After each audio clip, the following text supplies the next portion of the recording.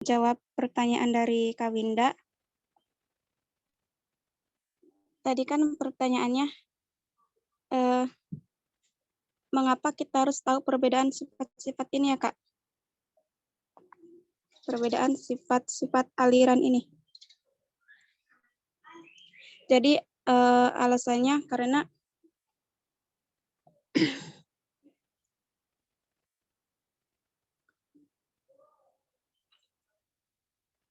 perbedaan pendapat tentang sifat-sifat Tuhan itu karena dari mengenai kekuatan akal, fungsi, dan wahyu dari aliran-aliran itu sendiri. Jadi aliran-aliran teologi ini memunculkan sifat-sifat Tuhan dari kekuatan akal, fungsi, dan wahyu itu. Maka terjadilah tentang berbeda sifat-sifat Tuhan. Cuman kan intinya itu kalau Mu'tazilah itu kan tidak mempercayai adanya sifat-sifat Tuhan. Karena mungkin Mu'tazilah berpendapat bahwa sifat-sifat Tuhan itu tidak ada. Tapi yang lainnya itu berpendapat bahwa sifat-sifat Tuhan itu ada, kayak Al-Maturidiyah, Asy'ariyah.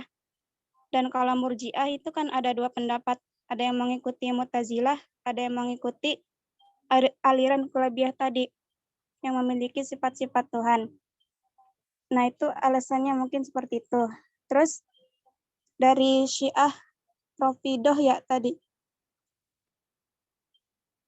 Syiah Rafidhah itu termasuknya ke Syiah Imamiyah.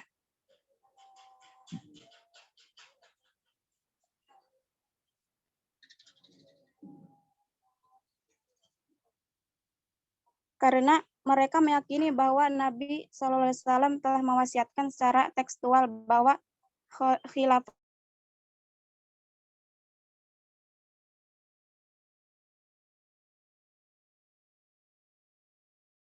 sepeninggal beliau kepada Syiah Imamiyah. Gitu, Kak. Kurang lebih seperti itu.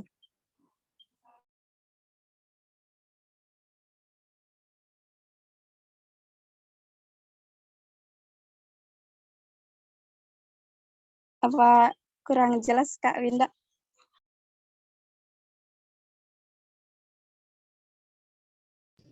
Itu Kak, yang kenapa sih kita harus kayak apa ya mempelajari sifat-sifat yang berbeda ini dan kenapa mereka itu harus kenapa mereka itu harus beda gitu kan?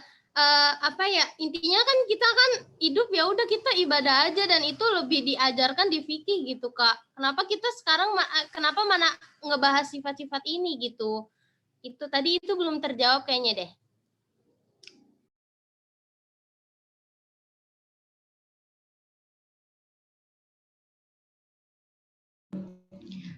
Baik, pemakalah, mohon izin ingin bantu menjawab boleh? Ingin sedikit menambahkan?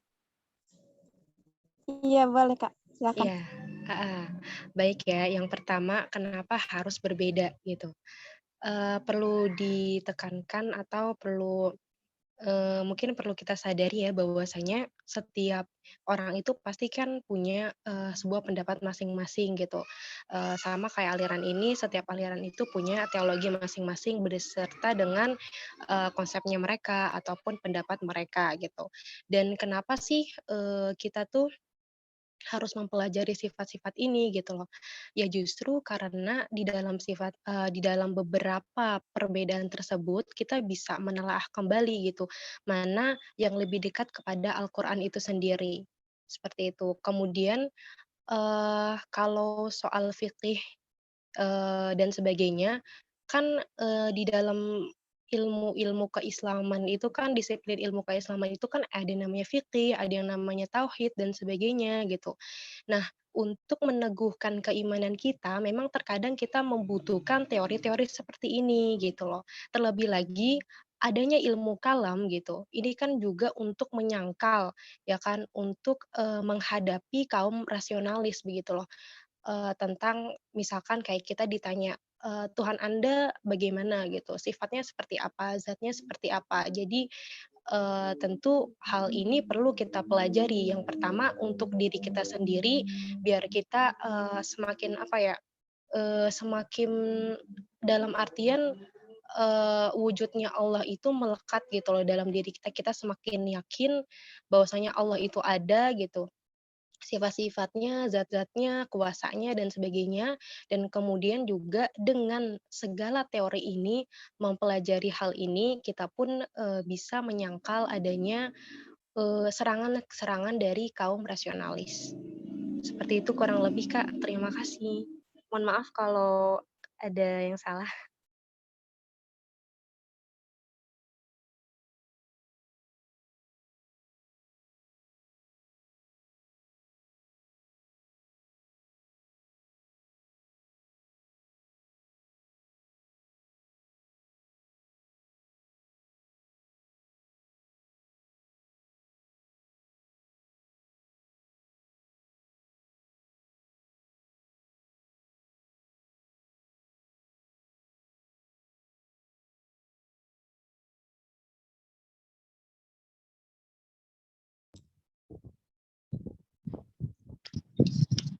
Kak Winda, maaf untuk pertanyaan yang tadi bisa diulang kembali nggak, Kak?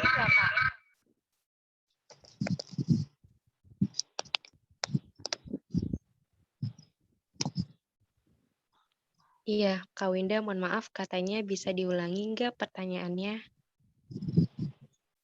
Kak Eka, mohon maaf suaranya menggema, Kak. Mungkin karena itu Zoom-nya dua-duanya. Ya, baik. Terima kasih, Kak Eka.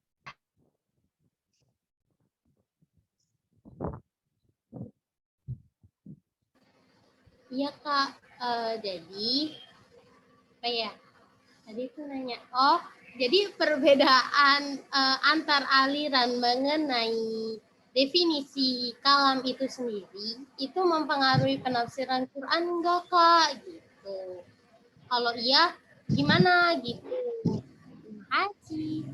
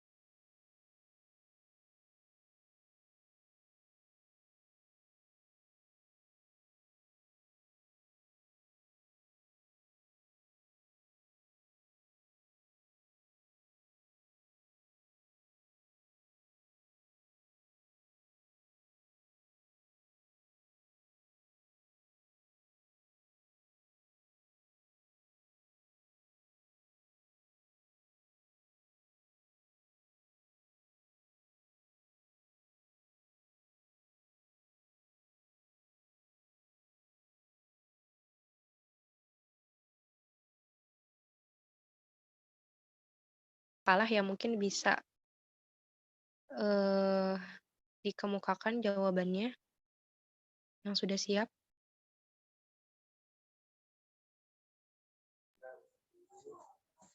Baik, saya akan menjawab pertanyaan dari Kak Farida. Tadi pertanyaannya pendapat kaum Syiah dan Khawarij tentang sifat-sifat Tuhan. Karena di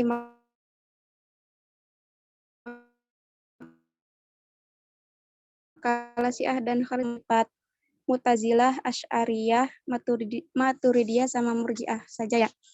Mungkin saya akan menjawab pertanyaan tentang sifat-sifat Tuhan menurut Syiah. Jadi menurut Syiah di sini salah satunya dari Syiah Imamiyah itu menurut mereka sifat-sifat Tuhan itu Tuhan adalah qadim. Tuhan tidak sesuatu, ia berdiri sendiri, tidak dibatasi oleh ciptaannya. Tuhan tidak dapat dilihat dengan mata biasa. Itu menurut Syiah Imamiyah. Kalau yang Khawarijnya mungkin saya belum menemukannya, Kak. Karena materi di makalahnya cuma 4 aliran teologi itu. Mungkin dari kakak-kakak yang lain ada yang mengetahuinya. Gimana Kak Farida? Ya Kak, paham. Makasih Kak. Ya, terima kasih.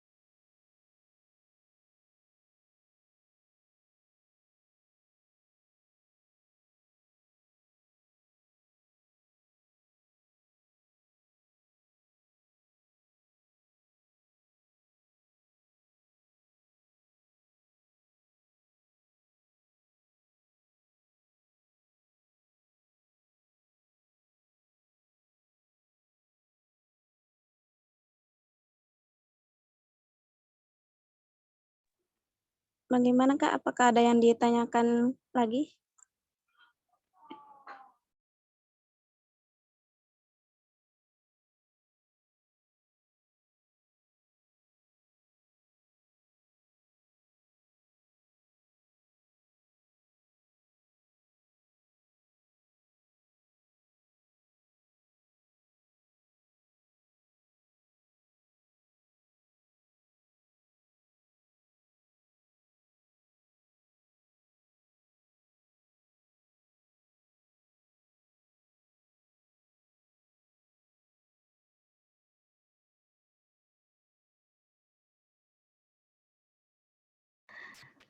Aku mau coba jawab pertanyaan Kak Winda. Yang tadi apa definisi kalau mempengaruhi Al-Quran itu ya? Menurut pengetahuan dan sengertinya aku enggak sih Kak, karena gimana ya? Kan yang lagi kita bahas juga ini tentang status dari keberadaan Al-Quran itu sendiri kan, dan penafsiran itu dua hal yang berbeda. Kalau misalnya kayak definisi Al-Quran itu mempengaruhi penafsirannya, enggak ya. Karena definisi itu juga dari pemikiran-pemikiran tokoh-tokoh gitu. Kalau misalnya gimana ya? Pokoknya dua itu beda gitu Kak. Karena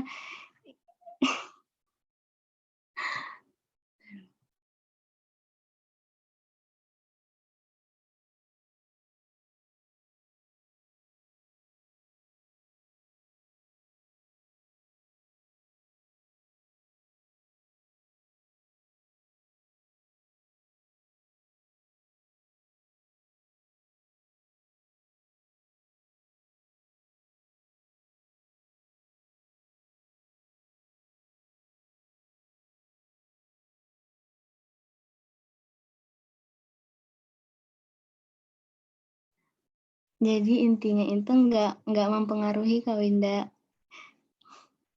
Karena apa ya? Definisi sama penafsiran itu kan juga dua hal yang beda. Jadi nggak saling berkaitan gitu. Sepahamnya aku dan sengertinya. Barangkali ada yang mau nambahin atau ada yang ingin menyanggah, silakan.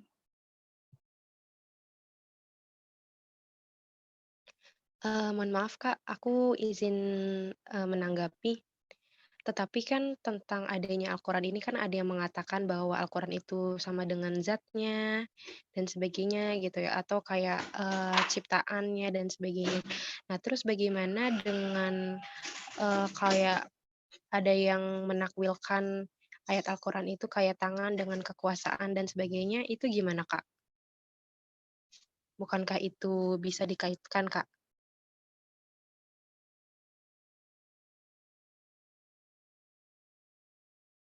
Maaf Kak Hamida, dikaitkan dalam konteks apa gimana? Coba tolong ulangi. Iya Kak, jadi kan benar kata Kakak tadi kan di sini kan sedang membahas tentang definisi Al-Quran itu sendiri ya. Nah cuma kan ada yang menganggap bahwasanya Al-Quran itu baru gitu ya, bersifat baru.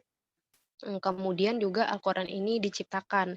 Nah yang namanya diciptakan mungkin kayak apa ya, yang saya baca sih tadi di sini tuh seperti nggak jauh beda ya dengan sifat-sifatnya gitu.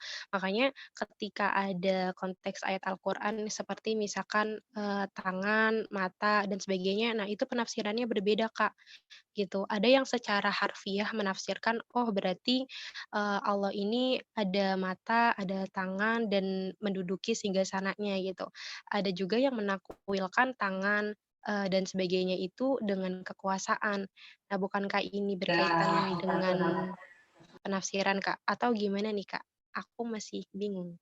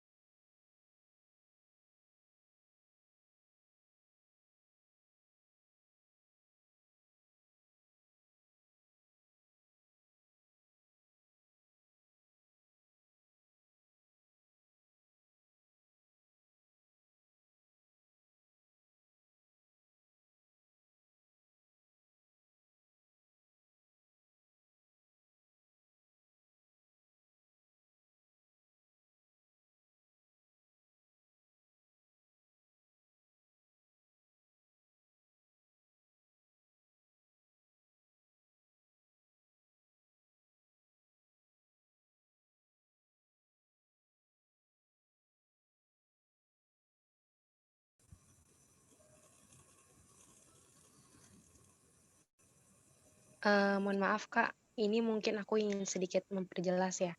Jadi aku masih, kurang yakin nih, Kak, kalau misalkan pendapat tentang status Al-Qur'an ini tidak mempengaruhi akan adanya penafsiran gitu, atau, makna sebuah penafsiran. Karena di sini, aliran Mu'tazilah itu kan, apa namanya, memandang bahwasanya Al-Qur'an itu bersifat baru, ya kan, dan tidak kekal. Melainkan diciptakan, seperti itu. Nah, maka dari itu, pandangan Mu'tazilah di sini dalam menafsirkan ayat Al-Qur'an, di sini ada kata kun fayakun. Nah, mereka berpendapat kun di sini adalah yang baru karena merupakan sesuatu yang tersusun dari 2 huruf yang dapat dipindah-pindahkan. Selain itu, dalam ayat di atas terdapat lafal an. Nah, menurut Mu'tazilah, lafaz tersebut merupakan kata sambung untuk fi'il mudhari yang merujuk pada masa mendatang. Dengan demikian, lafal an tersebut menunjukkan pada barunya kun atau sesuatu yang akan terjadi dan sebagainya. Maksudnya berarti dari pandangan mereka ini terhadap sesuatu yang baru, sesuatu yang diciptakan gitu, berarti mempengaruhi mereka terhadap penafsiran Al-Qur'an gitu. Semisal kayak ditakwil dan sebagainya. Kayak gitu, Kak. Ya mungkin ini kita masih beberapa pendapat aja sih ya Kak. Nanti mungkin kalau misalkan mau lebih jelasnya lagi, Pak Muhaisin mungkin bisa bantu jawab ya Kak.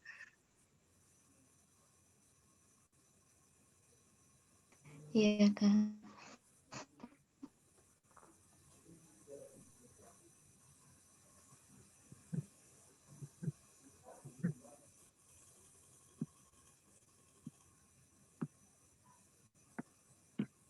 Ya, silakan kalau ada yang lain.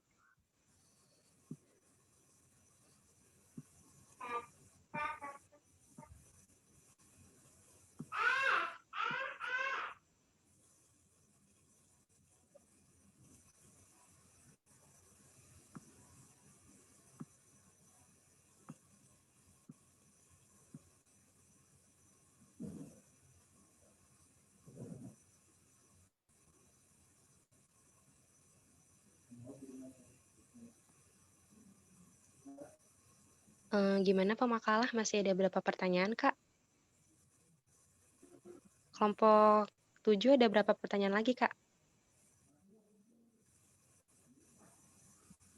Sepertinya sudah, Kak. Udah ya. Kalau kelompok 8 Kak? Satu lagi, Kak. Yang dari